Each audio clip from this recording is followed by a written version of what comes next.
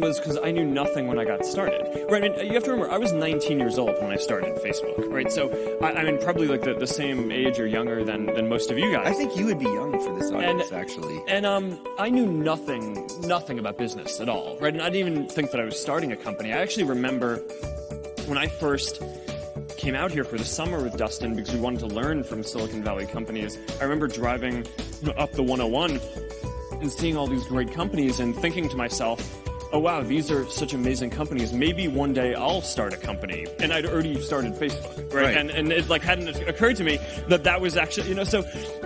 How did you learn? How did you learn well, just to from a lot of the people around me. But there's so many mistakes that just come from not...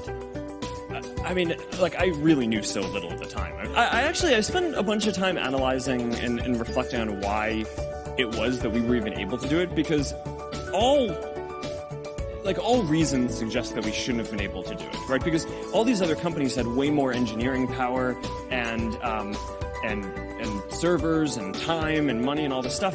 And I actually think that this is a pretty instructive thing for anything that you want to go do, because this is the same property is going to be true for anything that you guys start, is that someone else is going to have more resources and be able to do it.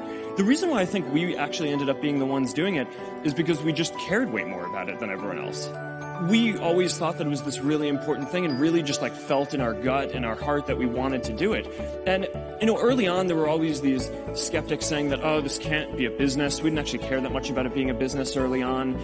But a lot of the reason why bigger companies didn't invest in it was because it wasn't clear that there was a model that would work for it. It seemed like a bad idea. Yeah, and I actually think that that's true for a lot of the best ideas, right? Is that it's not that someone else can't do it, they actually can, and the odds are stacked against you, but I think often that belief in the fact that you just care so much about what you're doing is the only thing that kind of drives you to do it.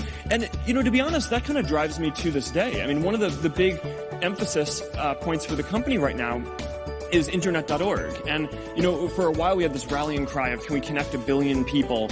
And, you know, when we started talking about that, we thought that was crazy, right? It was way bigger than any service in the world that had been built, and, you know, it was 10 digits long, right? It's like it felt crazy. We'd never get to that.